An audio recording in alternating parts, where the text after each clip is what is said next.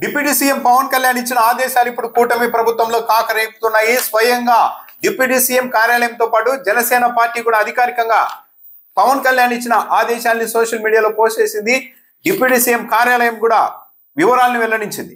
అయితే ఈ అంశం పైన నేరుగా డీజీపీని deputy CM Pawan Kalyan report అడగడం పైన హోంమంత్రి అనిత గారిని మీడియా సమావేశంలో విలేకరులు పదే పదే ప్రశ్నించగా ఆమె సమాధానం చెప్పడానికి చాలా ఇబ్బంది పడ్డారు.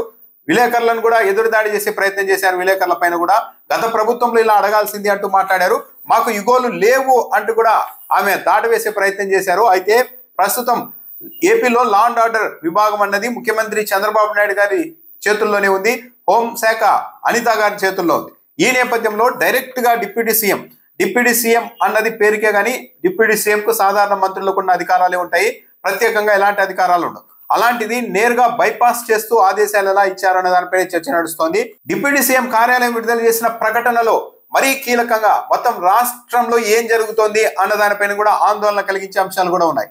రాష్ట్ర వ్యాప్తంగా పేకాట శిబిరాలు నడుస్తూ ఉన్నాయి అని స్వయంగా డిప్యూటీ సీఎం కార్యాలయమే పరోక్షంగా ధృవీకరించింది. ఈ పోస్ట్ చూస్తే, ఈ ప్రకటన చూస్తే పేకాట శిబిరాల నిర్వహణపై ఉప ముఖ్యమంత్రి కార్యాలయానికి ఫిర్యాదులు. డీజీపీని నివేదిక కోరిన ఉప ముఖ్యమంత్రి వర్యులు శ్రీ పవన్ కళ్యాణ్ గారు. ఆంధ్రప్రదేశ్ లో జూదం ఆడడం, జూద కేంద్రాలు నిర్వహించడం, ప్రోత్సహించడం నేరం. ఆన్లైన్ లేదా ఆఫ్లైన్ లో వీటిని ఆడిన ఆంధ్రప్రదేశ్ గేమింగ్ యాక్ట్ 1974 ప్రకారం శిక్షార్హులు అవుతారని చట్టం చెబుతోంది అని చెప్తూ రాష్ట్రంలో చట్టవిరుద్ధంగా జూద కేంద్రాలు సాగుతున్నాయని ఉప ముఖ్యమంత్రి కార్యాలయానికి రాష్ట్రంలోని వివిధ ప్రాంతాల నుంచి ఫిర్యాదులు అందుతున్నాయి. ఒక చోట నుంచి కాదు, రాష్ట్రంలోని వివిధ ప్రాంతాల నుంచి రాష్ట్రంలో పేకాట శిబిరాలు నడుస్తున్నాయని స్వయంగా డిప్యూటీ సీఎం కార్యాలయానికి ఫిర్యాదులు అందుతున్నాయని ఆయన పవన్ కళ్యాణ్ కార్యాలయం ధృవీకరించింది. పేకాట క్లబ్ల నిర్వహణపై ఆ ఫిర్యాదులు తెలిపాయి. పేకాట క్లబ్ల పైన ఫిర్యాదులు వచ్చాయి. కొందరు పెద్దలు పేకాట కేంద్రాలను నిర్వహిస్తూ నెలవారీ మామూళ్లను అధికారులకు అందజేస్తున్నారనే ఆరోపణలు అధికంగా ఉన్నాయి.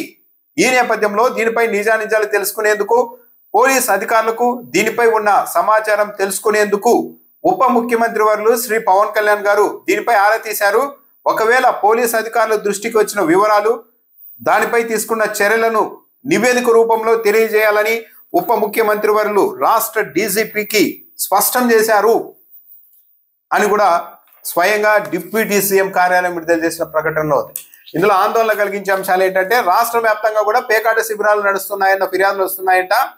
అందులో ఏకంగా పెద్దలే పేకాట శిబిరాలు నిర్వహిస్తున్నారు, నెలవారీగా మామూలు వసూలు చేసి అధికారులకు అందజేస్తున్నారన్న ఆరోపణలు కూడా ఉన్నాయి అన్నది ఒక అంశం. అయితే పేకాట శిబిరాలు రాష్ట్రంలో నడుస్తున్నాయన్నది ఒక ఆందోళనకరమైన అంశం. అయితే డైరెక్ట్ గా డిప్యూటీ సీఎం గా ఉన్న పవన్ కళ్యాణ్ గారు డీజీపీని నివేదిక ఎలా కోరారు అన్న దానిపైన ఇప్పుడు చర్చ నడుస్తోంది.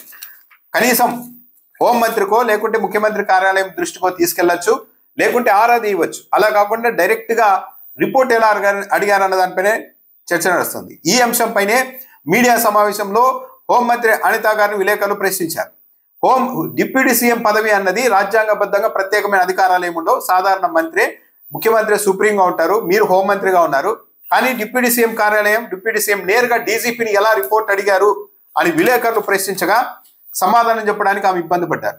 డిప్యూటీ సీఎంగా ఉన్న ఆయన సలహాలు ఇస్తే తప్పేంటి అని ఎదురుదాడి చేసే ప్రయత్నం చేశారు. దాంట్లో విలేకరులు సలహాలు లేదు, పవన్ కళ్యాణ్ గారు డీజీపీ గారిని నేరుగా నివేదిక అడుగుతున్నారు అని అన్నప్పుడు మేమంతా కూటమి ప్రభుత్వంలో భాగస్వాములుగా ఉన్నాం, మా మధ్య యుగాలు లేవు అంటూ చెప్పే ప్రయత్నం చేశారు. ప్రతిదీ భూతద్దంలో చూడొద్దండి అంటూ చెప్పారు.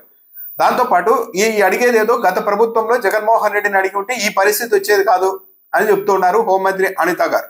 పదే పదే ఎలా అడుగుతారు, డిప్యూటీ సీఎంగా ఉన్న వ్యక్తి నేరుగా డీజీపీని ఎలా రిపోర్ట్ అడుగుతారు అని అన్నప్పటికీ కూడా ఆమె సమాధానం చెప్పలేకపోయారు. మా మధ్య బాగా సమన్వయం ఉంది, మంత్రుల మధ్య, కూటమిలో అందరి మధ్య.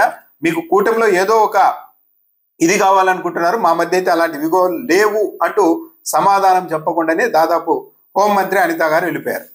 సో డైరెక్ట్ గా డిప్యూటీ సీఎం డీజీపీని రిపోర్ట్ అడగడం ఒకటైతే, రెండు, పేకాట శిబిరాలపైన రాష్ట్ర వ్యాప్తంగా ఫిర్యాదులు వస్తున్నాయి.